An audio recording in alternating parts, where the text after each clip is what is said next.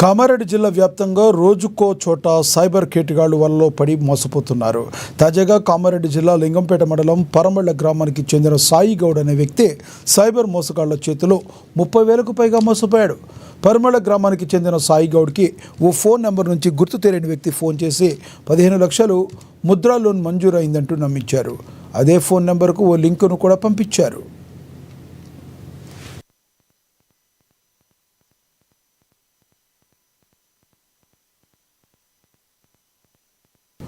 Loan మంజూరు కొరకు processing charge కింద కొంత అమౌంట్ చెల్లించాలంటూ అవతలి వ్యక్తులు నమ్మించారు.